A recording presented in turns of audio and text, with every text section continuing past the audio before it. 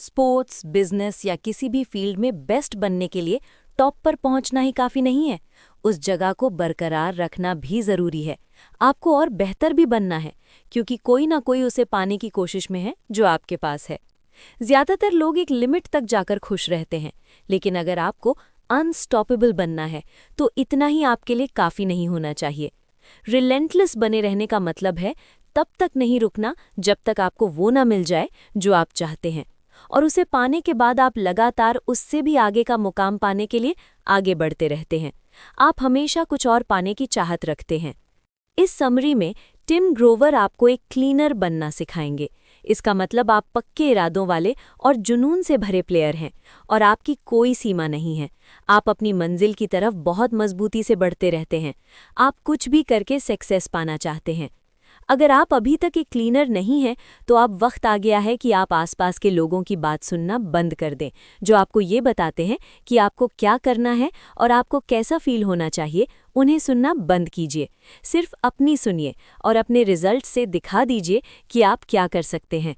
अगर आप रिलेंटलेस हैं, तो काश और अगर नाम की चीज़ आपके लिए बनी ही नहीं है। आप नहीं सोचते कि ग्लास आधा भरा है या आधा खाली। आप सिर्फ डिसाइड, कमिट, एक्ट, सक्सीड और उसे रिपीट करते हैं। ये समरी आपके एक्सेलेंस के लेवल को और ऊपर ले जाएगी। ये आपको आपकी लिमिट से कहीं आगे ले जाएगी। रिलेंटलेस मतलब अपने आप से और ज़्यादा डिमांड करना, औरों से कहीं ज़्यादा। ये आपको बताता है आप रुकने के लिए नहीं, सिर्फ आगे की तरफ जाने के लिए बने हैं। जब आपका माइंड कहता है बस, तब आपके अंदर से आवाज़ आती है, अब और आगे क्या?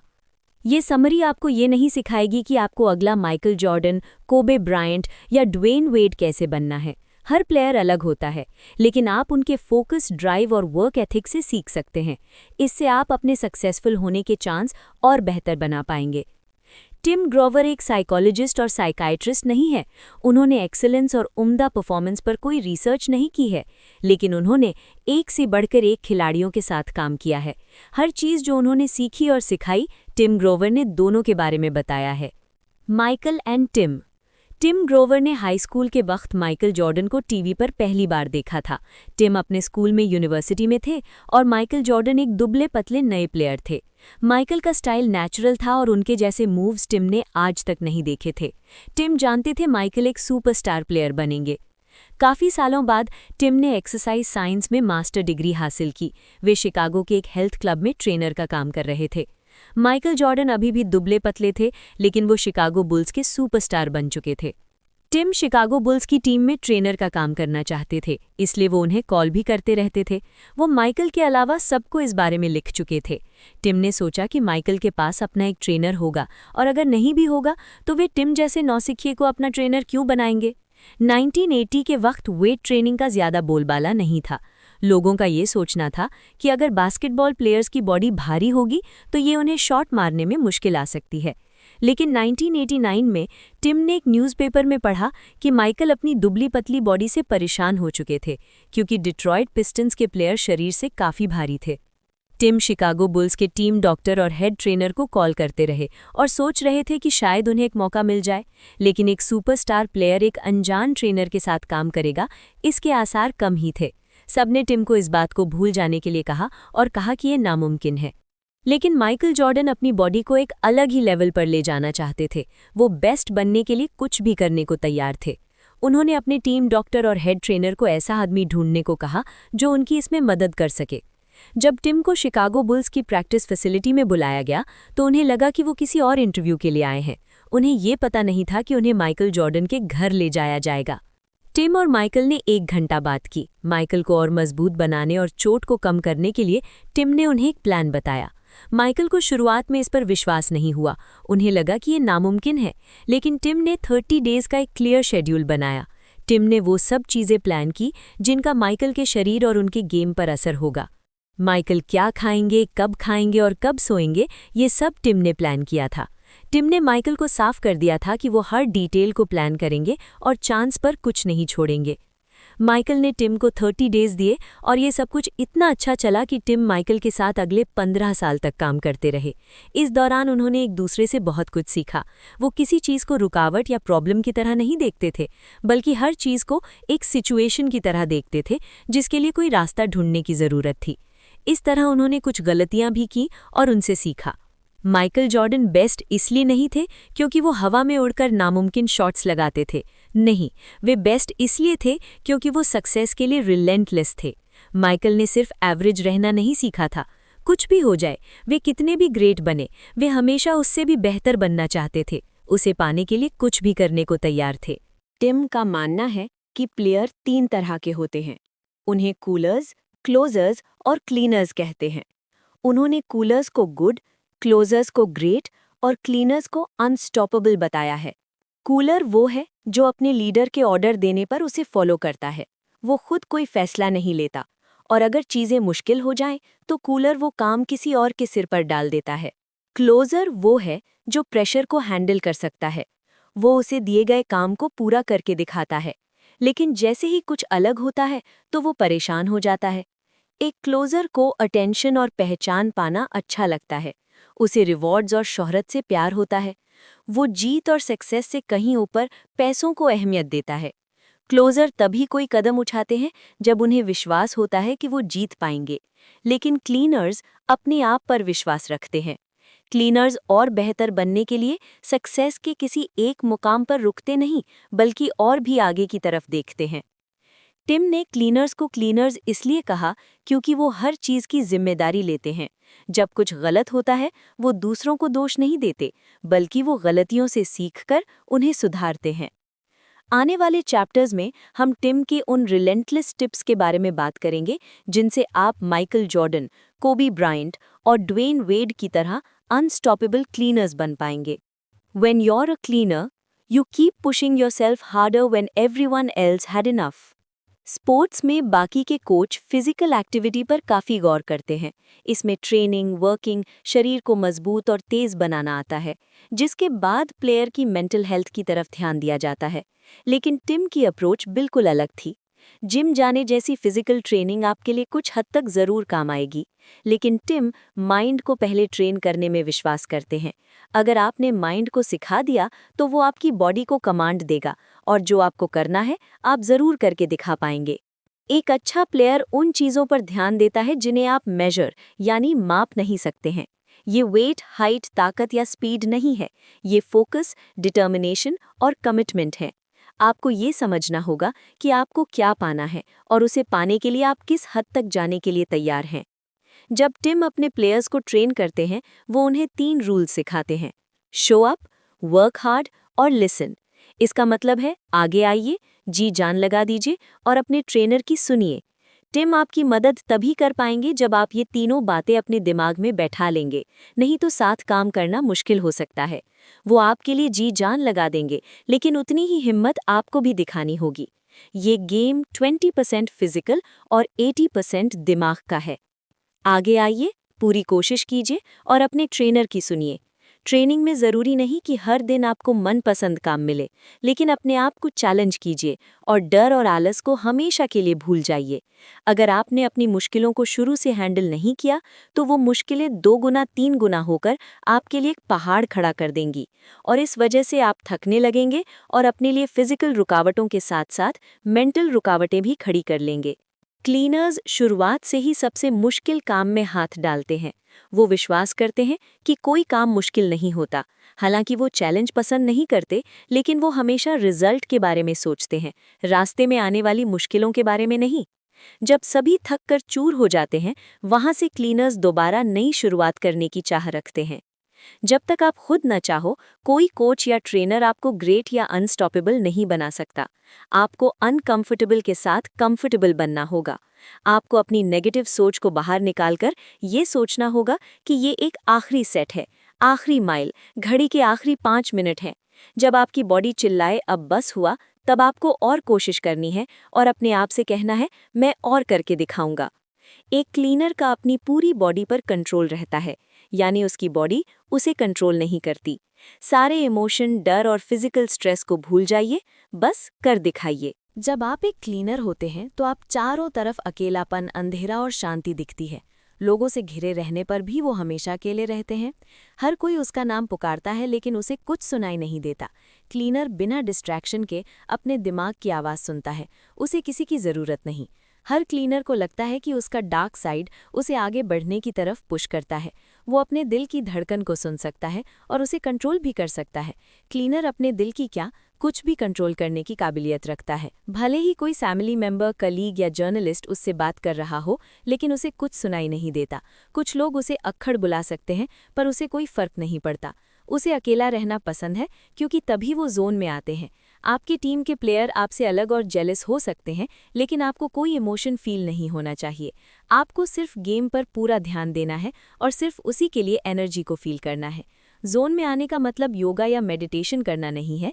हाँ, जोन का मतलब है गहरी शांति है, लेकिन उसका मतलब पूरा फोकस और पक्का इरादा भी है। यहाँ कुछ ऐसे एग्जाम्पल हैं कि कोबे ब्रायंट और माइकल जॉर्डन जोन में कब आए थे।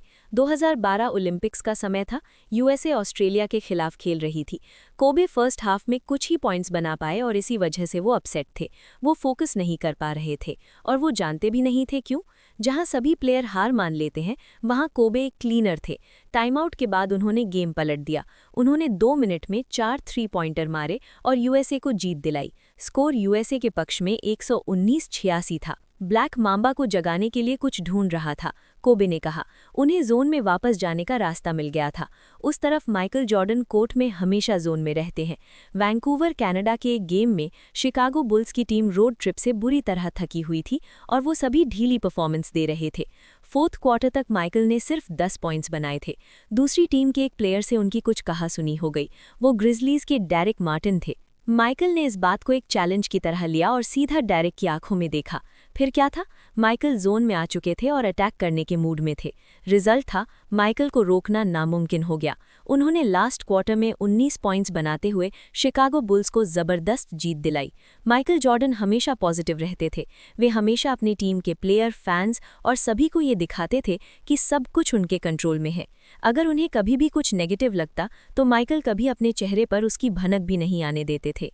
इसे कहते हैं एक क्लीनर होना। When you're a cleaner, you have a dark side that refuses to be taught to be good. क्या आप डॉक्टर जेकिल और मिस्टर हाइड की कहानी जानते हैं? डॉक्टर जेकिल एक नामी डॉक्टर हैं। वो एक दवा बनाते हैं जिसे पीने के बाद वो एक हैवान बन जाते हैं, जिसका नाम है मिस्टर हाइड। डॉक्टर जेकिल डर, जजमेंट और इमोशन से आज़ाद होने की फीलिंग को एंजॉय करते हैं। दूसरी तरफ मिस्टर हाइड किसी की भी फिक्र नहीं करते। जेकिल हमेशा रूल्स फॉलो करते हैं और हाइड अपने हिसाब से चलते हैं। वो अपने मन की बात सुनकर कुछ भी करते हैं, वो उसके नतीजे की फिक्र नहीं करते। जेकिल और हाइड एक ही आदमी हैं, लेकिन जेकिल हमेशा उजाले की तरफ रुख करते हैं, जबकि हाइड अंधेरे की तरफ। हम यहाँ यही बात करने आए हैं कि ये आपके डार्क साइड की तरफ जाने का हिस्सा है। ये वो सुनना है जो आपके अंदर का इंसान आपको बनाना चाहता है। हाइड एक ऐसे आदमी हैं जिनका मानसिक संतुलन ठीक नहीं है, लेकिन हम आपको आपके अगले लेवल में ले जाने की बात कर रहे हैं। ये आपको आपके अंदर के इंसान से रूबरू कराएगा, जैसे क्लार्क केंट ने सुपरमैन से किया या ब्रूस वेन ने बैटमैन से। सारी चिंताओं और सरहदों को भूल जाना ही आपको डार्क साइड की तरफ ले जाएगा। बस अपने तरीके से बेस्ट परफॉर्म करके दिखाएं। कोई डर नहीं, बस एक्शन और रिजल्ट। कहीं ना कहीं आपके एक्शन के पीछे डार्क साइड की फोर्स है। ये आपका वो हिस्सा है जो आप मानने से इनकार करते हैं, लेकिन ये सिर्फ आपके अंदर का इंसान नहीं, आपका ही एक ज़बरदस्त पहलू है, जैसे एक ही सिक्के का दूसरा पहलू। डार्क साइड ना बुरी है ना अच्छी, ये आप ही का मजबूत डुप्लीकेट है जो आपको बताता है कि क्या करना है। ये कुछ भी हो सकता है, जैसे सक्सेस, पावर, पैसा, शोहरत या सेक्स।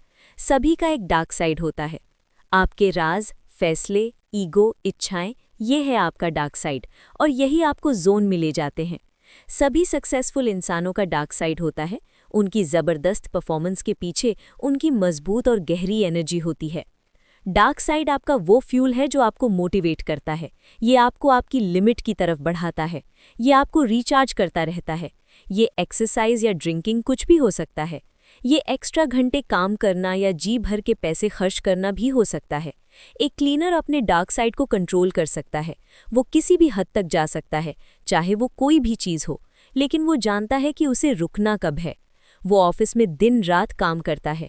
वो उससे मुकाबला करने वालों को लड़खड़ा कर गिरते हुए भी देखता है। जब क्लीनर एक चीज़ को जीतता है तो वो दूसरी चीज़ को पाने की खोज में लग जाता है। ये सिलसिला क्लीनर की जिंदगी में हमेशा चलता रहता है। उसे हमेशा सक्सेस की भूख रहती है, क्योंकि वो रिलेंटलेस है। उसका खून उसकी रगों में तेजी से दौड़ता रहता है, जब तक क्लीनर पूरी तरह सेटिस्फैक्शन का स्वाद न चख ले। क्लीनर इसे बंद नहीं कर सकता, यही उसके बारे में बयां करता है। यही वो मजबूत डोर है जो उसे किसी भी चीज में बेस्ट बनाती है। अटैक, कंट्रोल और जीत। क्लीनर्स रिजल्ट्स के लिए कुछ भी करने को तैयार रहते हैं। When you're a cleaner, when everyone is hitting the in case of emergency button, they're all looking for you. Her basketball season में अक्टूबर ट्रेनिंग कैंप के पहले दिन ये लाजमी था कि टिम ग्रोवर का फ़ोन प्लेयर्स के नॉन स्टॉप मैसेज और कॉल से बचता रहता था। ये प्लेयर पूरी गर्मियां आराम करने और घूमने फिरने में बिता देते थे। वो वर्कआउट करना और गेम के लिए तैयार होने के ऊपर ध्यान ही नहीं देते थे, और बाद में वो सब इतने घबराए हुए होते थे कि उनके मैनेजर और एजेंट टिम को कॉल करना शुरू कर देते थे। इमरजेंसी के केस में अनहोनी को होनी करने के लिए तैयार हो जाइए। अगर आप एक क्लीनर हैं, तो जब बाकी सभी लोग प्रॉब्लम सॉल्व करने में अपना एड़ी चोटी का जोर लगा चुके होते हैं, पर उसका कोई फायदा नहीं होता और इसलिए वो अब आपको ढूंढ रहे होते हैं, आप जानते हैं कि आप हर मुकाबले के लिए तैयार हैं। लोग अब ये देखेंगे कि आप नामुमकिन को कैसे मुमकिन करके दिखाएंगे। 2012 में टिम ड्वेन की मदद करने मायामी आए। ड्वेन को घुटने में चोट लगी थी और वे परेशान थे कि वो खेल पाएंगे या नहीं। मायामी हीट पहले से ही गेम 3 में जा रहे थे। टिम ने ड्वेन को साफ साफ बताया कि वो अपनी पूरी कोशिश करेंगे। इसमें कोई शक नहीं था कि ड्वेन को सीजन के बाद सर्जरी करानी होगी, वे उससे बच नहीं सकते। पर हाँ, टिम उन्हें अभी भी गेम तक तो पहुंचा ही सकते थे। ड्वेन अगर गेम 7 तक पहुंच गए तो वे बेहतर लगेगा और वे आगे तक लड़ पाएंगे। इससे पहले टिम लॉस एंजलिस में कोबी ब्रायंट को ट्रेनिंग दे रहे थे। वो ओलंपिक्स के लिए तैयारी कर रहे थे। टिम ड्वेन को फ़ोन पर कुछ सलाह दे सकते थे, लेकिन वो पिछले 2 सीजन से साथ नहीं थे। मतलब साफ था कि आखिरी 2 साल में ड्वेन की परफॉर्मेंस जानने के लिए टिम के पास सिर्फ 3 घंटे थे। ये एक बड़ा चैलेंज था जिसे कोई नहीं लेना चाहता था, इसलिए टिम ने इसे खुद ही ठीक करने की जिम्मेदारी ली। सीजन के आखिर में मायामी हीट ने चैंपियनशिप जीती। ड्वेन को ट्रॉफी पकड़े हुए देखकर टिम से ज्यादा और कोई संतुष्ट नहीं था। एक कूलर कभी रिस्क नहीं लेता। क्लोजर रिस्क तभी लेता है जब उसके पास तैयारी करने का वक्त हो और हारने के चांस कम हो। लेकिन क्लीनर के लिए कुछ रिस्की नहीं होता।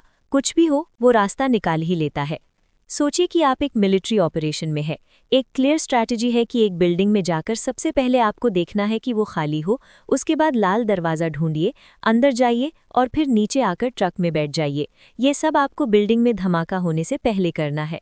और जैसे कि ऑर्डर मिला, सब कुछ प्लान के मुताबिक चलता रहा। लेकिन जैसे ही आप लाल दरवाजे के पास पहुंचते हैं, उस पर ताला लगा होता है। आप सब कुछ ट्राई कर लेते हैं, लेकिन ताला नहीं खुलता और वहां दूसरा रास्ता भी नहीं है। आप घबराने लगते हैं कि बिल्डिंग में कभी भी धमाका हो सकता है। अगर आप एक क्लीनर हैं, तो आपके पास बहुत से ऑप्शन होंगे जो काम करेंगे, क्योंकि बिल्डिंग में घुसने से पहले ही आप 30 अलग अलग केस के बारे में सोच चुके होंगे। अगर आप क्लीनर हैं, तो आप हमेशा हर चीज़ के लिए तैयार रहते हैं।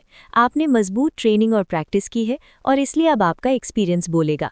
किसी को भी हैंडल करने के लिए आपके पास हमेशा ऑप्शन मौजूद रहेंगे।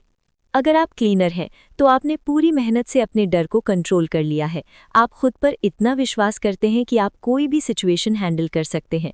आप जानते हैं कि कुछ भी हो जाए, आप एक बार नहीं बार बार उसके अनुसार अपने आप को ढाल ही लेंगे।